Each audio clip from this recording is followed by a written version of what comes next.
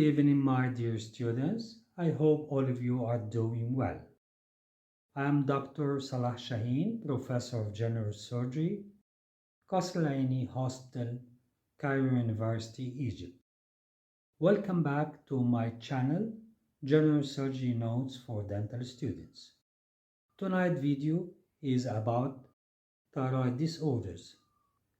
A goiter is defined as an enlargement of the thyroid gland, whatever the cause.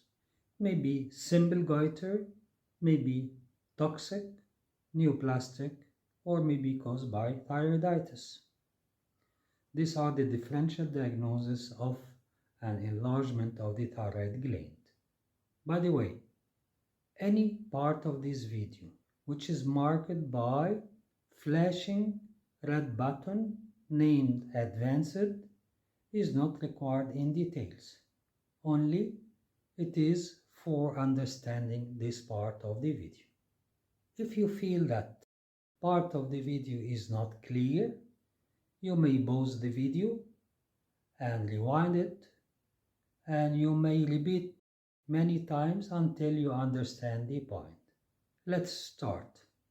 Enjoy the video. Thyroid gland is an endocrine gland, which is defined as an organ that makes hormones, which are released into the blood and travel to the tissues and organs all over the body. The thyroid gland produces thyroid hormones, which are secreted by the follicular cells, and calcitonin hormone that is secreted by the parafollicular cells. Thyroid hormones are triiodothyronine or T3 and tetraiodothyronine or T4, which is also called thyroxine hormone. Surgical anatomy. Thyroid gland is butterfly-shaped. It is formed of two lobes, each is the size of a thumb, connected by an isthmus. It is located in both muscular triangles of the neck. It is wrapped around the trachea and the esophagus, just below the thyroid cartilage. The thyroid gland is enclosed between the two layers of the pretracheal fascia. The latter is attached to the thyroid cartilage and hyoid bone. This explains why the thyroid gland moves up and down with swallowing. Thyroid gland has a rich blood supply.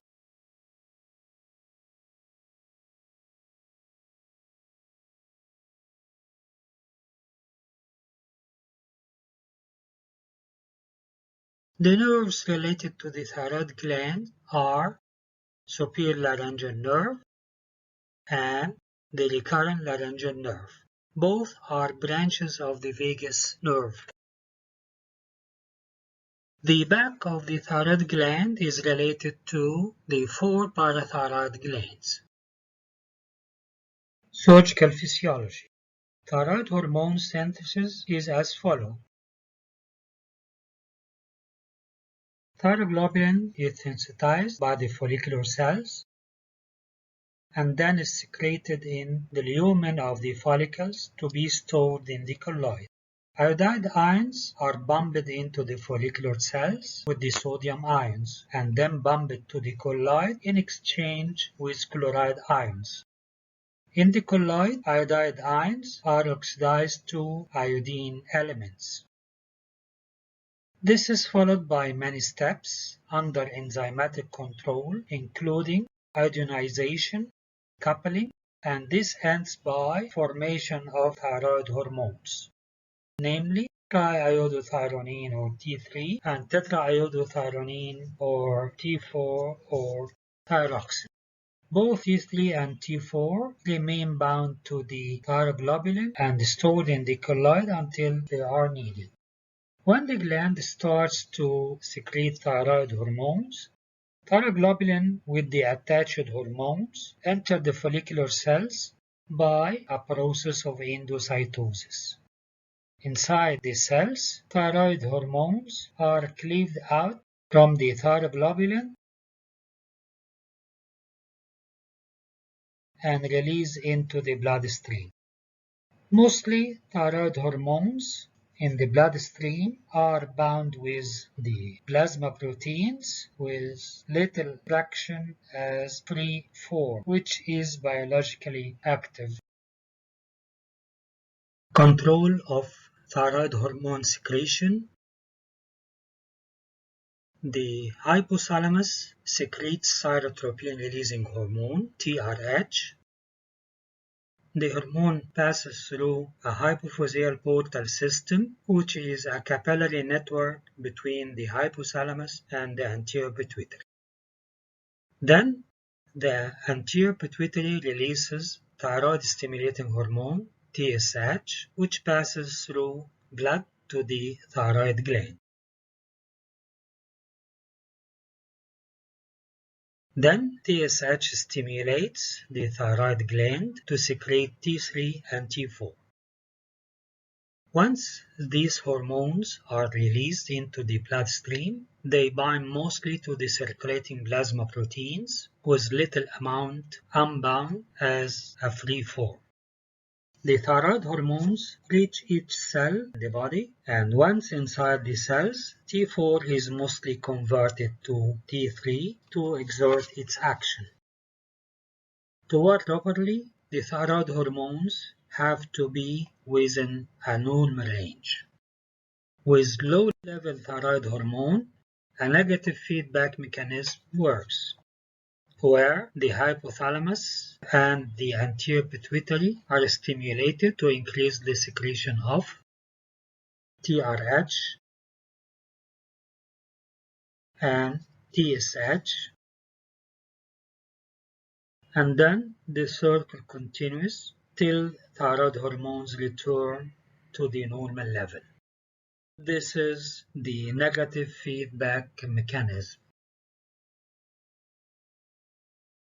Goiter is defined as an enlargement of the thyroid gland. Goiters may be simple, which is non-inflammatory, non-toxic, and non-neoplastic enlargement of the thyroid gland. The function is not disturbed. Examples are simple physiological goiter, colloid goiter, and simple nodular goiter or SNG. Next form is toxic goiter, where there is hyperthyroidism associating the goiter. It is better named thyrotoxicosis. Examples are diffuse toxic goiter, also called primary toxic goiter or Graves' disease. This represents about 75% of all toxic goiters. Next is toxic nodular or secondary toxic nodular goiter, which is also called Plummer's disease. That represents about 15%. The third important type is toxic nodule that represent about only 5%. In addition, there are other rare types like jod basido, thyrotoxicosis factatia, etc. The third form of goiter is thyroiditis, which is an inflammation of the thyroid gland. The inflammation is mostly autoimmune in origin, like the Hashimoto's disease and the Dürr-Van disease. Very rarely thyroiditis is bacterial in origin. The last form of goiter is neoplastic, which is a tumor affecting the thyroid gland that may be benign or malignant. Let us start by simple goiter, which is defined as non-inflammatory, non-neoplastic enlargement of the thyroid gland without any disturbances of the function. During the periods of increased physiological demand for thyroid hormones, like at puberty, during menstruation, or lactation and pregnancy, there is increased TSH production by the pituitary gland. This TSH stimulates the thyroid gland to produce and release thyroxine hormones. All the follicles are active. They are lined by hypertrophied cells that become also hyperplastic. In other words, there is diffuse hyperplasia of the thyroid gland. and this is called simple physiological goiter. It is the commonest cause of thyroid enlargement, occurring commonly in females. Sporadic cases are seen at time of stresses, but may appear early during childhood in endemic areas like oases in Egypt. Remember that normal thyroid gland is impalpable. In simple physiological goiter, the patient clinically presents with a diffuse, mild thyroid swelling, which is butterfly or horseshoe in shape.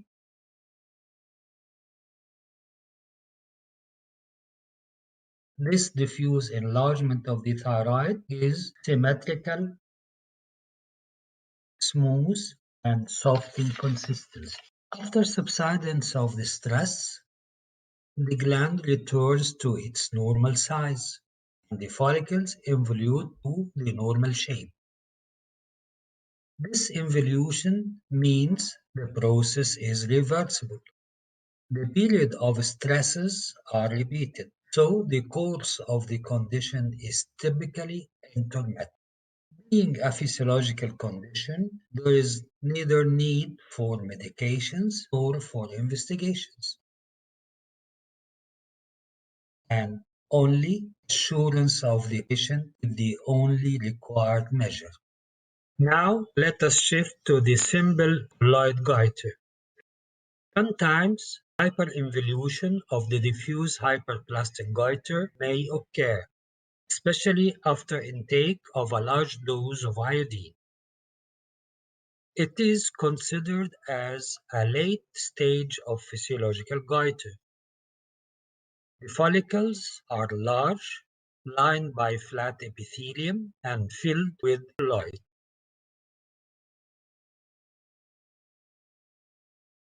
Clinically, the gland is larger, more fur with a lobulated surface.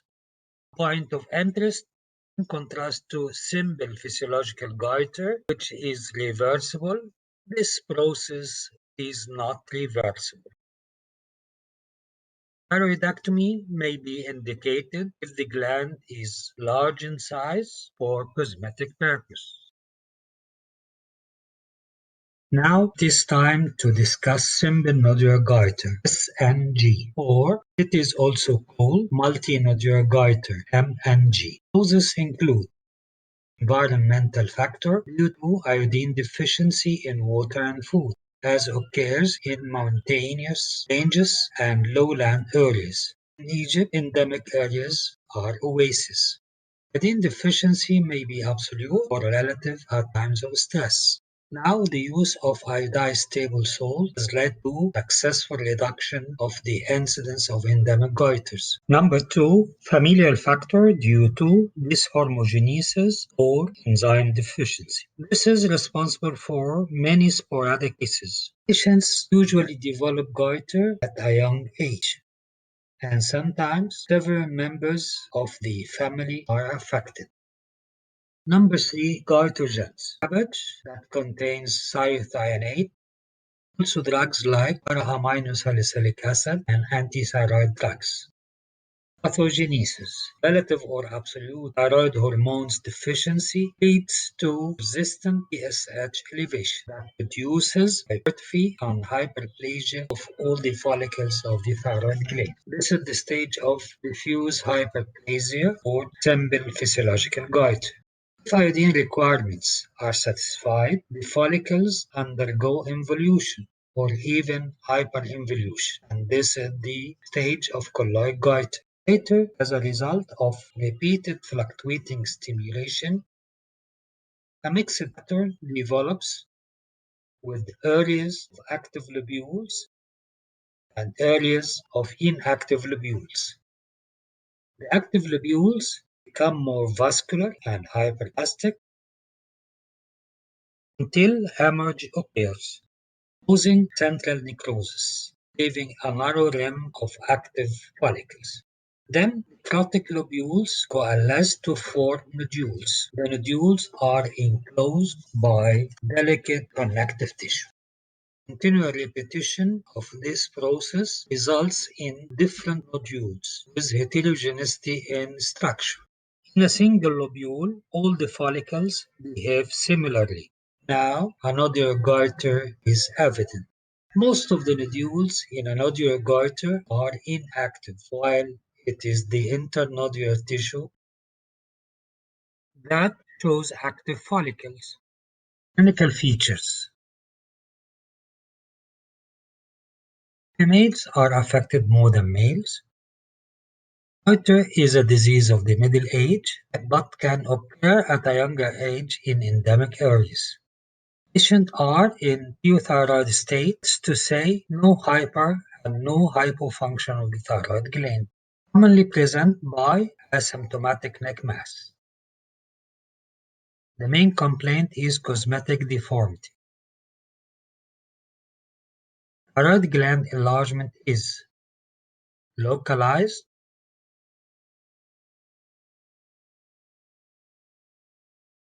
or diffuse asymmetrical,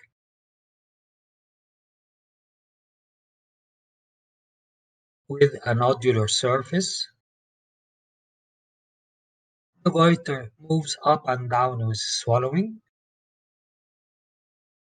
Consistency is heterogeneous but almost firm, may be hard if calcified or cystic if degenerated.